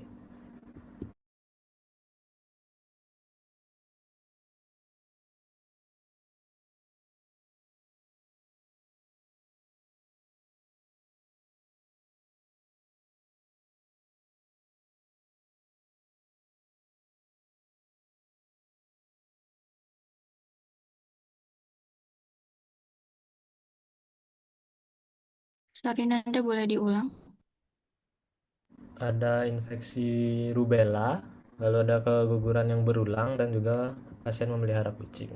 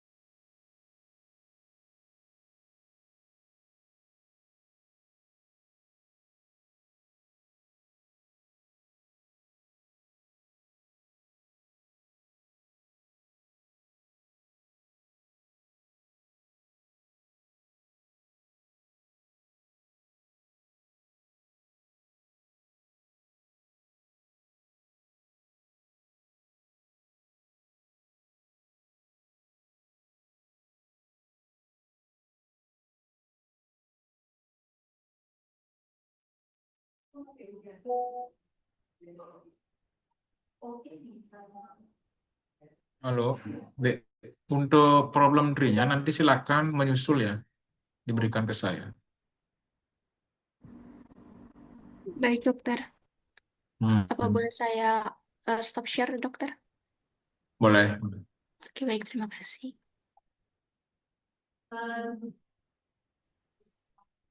Sudah selesai semuanya? Sudah, Sudah, dokter. dokter. Ya.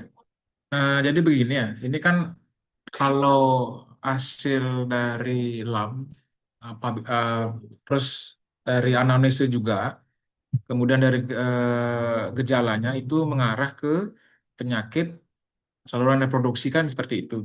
Tadi saya dengar soalnya itu ada dia menyebut toxoplasmosis. Ya memang kalau toxoplasmosis itu dikaitkan dengan parasit yang berasal dari kotoran kucing. Karena dari pasien kan memang dia pada pemelihara kucing. Kan seperti itu. Tapi pemeriksaan kan nggak ada di sini ya, toxoplasmosis ya. Di skenario ada nggak pemeriksaan toxoplasmosis? Tidak ada, dokter. Tidak ada ya. Ya hanya rubella ya. Ya. Jadi kemungkinan ini memang dia dari segi penyakitnya itu memang mix dia. Itu bukan hanya toxoplasmosis. Jadi lihat dari hasil rubellanya itu IgM-nya itu dia positif, artinya apa? Artinya infeksinya adalah, ada yang tahu nggak?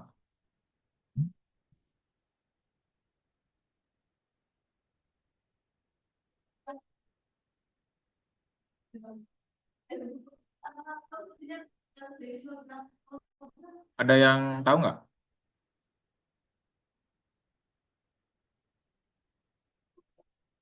IgM positif artinya dia infeksinya akut, kan gitu. Jadi dia baru mendapatkan infeksi gitu loh. Kalau IgG, misalkan IgG antirubellanya dia positif, itu artinya dia infeksinya terdahulu. Ya, jadi apa mungkin dia karena sudah pernah terinfeksi atau mungkin dia sudah dapat vaksin kan gitu. Jadi ini kemungkinan bisa dia rubella, bisa dia toxo, atau mungkin bisa ada sitomegalovirus karena dia itu campurannya biasanya paling sering itu TORS dia. Ya, nah kalau yang lainnya sih sudah cukup ya. Jadi kalau dari segi penata laksanaan, kemudian faktor risiko dan lain sebagainya, saya kira cukup diskusinya. Ya, itu saja yang perlu saya koreksi ya. Baik, terima kasih dokter untuk feedbacknya mungkin. Sekian dari tutor 4.2. Aku kembalikan lagi ke Hanim. Terima kasih. Baik, terima kasih Nanda dan juga terima kasih dokter atas feedback dan juga masukannya. Untuk tutorial pada siang hari ini, kita bisa mengakhirinya dengan membaca doa bersama-sama agar apa yang sudah kita dapatkan pada diskusi pada siang hari ini bisa bermanfaat untuk kita ke depannya. Mungkin berdoa, saya pimpin, berdoa bisa dimulai.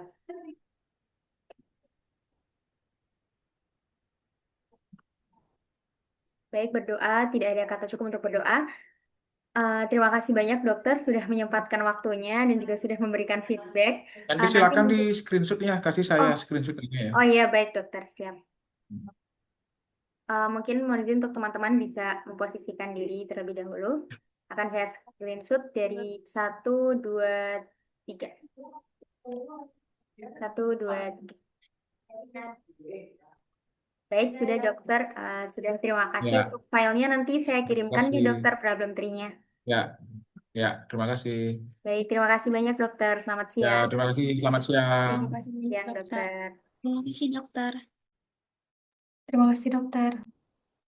Guys, kerjain PPT langsung guys. Sudah aku kasih nomor-nomornya sesuai urutan. Jadi Siap, siap. berarti kita itunya apa nih diagnosisnya berarti pas Abortus incomplete. Ya, incomplete. abortus nggak sih udah pasti, tapi kasusnya Tapi yang tapi ini macam-macam. yang Tadi tuh yang tempat infeksi aku tuh di mana kata dokternya? Di diagnosis bandingnya. karena di diagnosis Oh, karena IgM-nya dong. Oh ya, Untuk jawaban pertanyaannya Hanim tadi, karena gen RH tuh ditahan sama SSP kalau tubuh tuh belum matang. Kalau apa? Kalau tubuh tuh belum siap, belum matang gitu loh. Di Makanya di matang itu kan dihalang sama apa? SSP, sistem saraf pusat, Oh, Oh, sekresi gen terus tahu berarti RH. matangnya dia tuh dari mana? Kenapa? Karena tahu umur. matang enggaknya. Nah, itu kayaknya otaknya kali ya. Tuhan dah Oh. mengatur semuanya, guys. Ya, itu jawabannya. Jujur, itu Ini jawabannya. Ida Ayu udah Tuhan, ngomong gak boleh dibantah guys. Ini Ida udah Ayu, udah diomong. Ida Ayu sudah Tuhan dari bersuara. Apili anjir Mungkin sudah kalau mengatur aku nebaknya dari kan organ itu terus bertumbuh kan. Terus semakin tumbuhnya organ tuh mungkin hormon yang diproduksi jadi lebih banyak. Aku nangkapnya dari situ, dimana kalau menurut sistem saraf pusat organ kita tuh udah matang dan siap, makanya hipotalamus bisa ngesekresein GNRH ke hipofisis gitu. Sepenangkapanku. Berarti sebenarnya saraf pusat tuh dia udah kayak otomatis kan? Iya, Harusnya iya nggak sih? Karena kayak siapa yang mau Tapi mengkomando? masalahnya kayak kalau misalnya organ organ matang tuh kan nggak mesti gede kan. Soalnya ada enggak. yang anak-anak SD tuh dia udah mens duluan tuh udah pubertas Iya dulu dulu. kayak gitu. Berarti produksi hormonnya udah cukup apa belum? Hormon kayak progesteron atau estrogennya. Tapi kayaknya Tapi dari hormonnya ada juga. Soalnya kan banyak banget yang bilang kenapa anak-anak zaman sekarang tuh kayak lebih cepet mensnya daripada orang zaman dulu karena faktor makanan dan lain sebagainya itu mempengaruhi pertumbuhan dia tuh loh jadi ke hormon. Kayak Nah, micin-micin tuh biasanya mempercepat katanya. berarti nggak baik dong hormon cepet-cepet tuh. Nggak tahu deh. enggak Tanya ke Dok baik Alit juga nih. sih. Emang kalau menstruasi lebih awal, menopausnya juga lebih awal. Emang gitu ya? Enggak kan? Nggak tahu. Menopausnya malah lamaan. Kalau mensnya lebih lama malah menopausnya duluan. Misal misal orang misal orang mens Oh iya. pertama kali umur 20. Itu menopausnya lebih dulu daripada orang yang ya gitu lah pokoknya. Eh, Menurut kalian ya, menopause tuh hal bagus atau hal buruk? Apa? Kayak maksudnya hal hal hal buruk, hal bagus atau hal buruk kalau hal buruk. menopause tuh? Sebenarnya menurutku bagus buat wanita, tidak bagus untuk laki-laki. Ya aku nanya buat wanita anjir. Kalau Bukannya buat biar apa? nggak maaf, bukannya menopause tuh banyak komplikasinya ya, maksudnya kayak Nah, ke iya itu. cewek. Karena Kok banyak? kotorannya nggak keluar. Iya nggak sih? Iya, dia jadi rentan kena penyakit kan. Ya Anjir, itu serius. secara penyakit ya. Tapi kalau misal aku kayak secara mental aja sih. Kalau mental tuh kayaknya lebih oke buat perempuan karena hmm, kayak Nggak gimana ya? mudah naik turun gitu. Perempuan, maksudnya banyak yang lebih suka ibadah. Kalau maksudnya mens kak udah nggak menopause kan udah boleh ya. Nah terus kalau buat laki-laki kenapa dia lebih lebih merugikan tuh karena kalau laki-laki kan dia butuh berhubungan seksual, ininya tuh lebih gairahnya tuh lebih besar gitu loh daripada perempuan. Nah jadi dia bakal susah tuh kayak gelisah gitu kalau misalnya si istrinya dia udah menopause gitu. Gak tahu sih. Kayak aku pernah baca gitu doang, ada jurnal gitu. Aku nggak expect dia menyebut ibadah di lini pertama kan. Eh, kan semua agama gitu nggak sih? Kalian juga nggak sih? Mm, Mas Dan, lihat Mas Dan. Kalau Hindu nggak boleh masuk tempat suci aja sih. Anjing. Oh, lah kalau misal kalian head tuh kenapa nggak boleh apa ibadah? Karena Ibadah ibadah sih pasti ke pura. nggak sih boleh-boleh aja kan ada tuh kayak pelangkiran gitu di rumah ibadah boleh-boleh aja nggak sih Dil? Mit. Dayu Indira deh jangan Dili. Kan sama-sama Ida Ayu kocak lu. Apa anjir? Masa Jahat nggak tahu tuh. dia udah dari Indira Dari aja Cok. kamar boleh. Dari mana aja boleh. Boleh. Dari mana aja boleh. Setuju. Dan kerjain PPT ku dan makasih.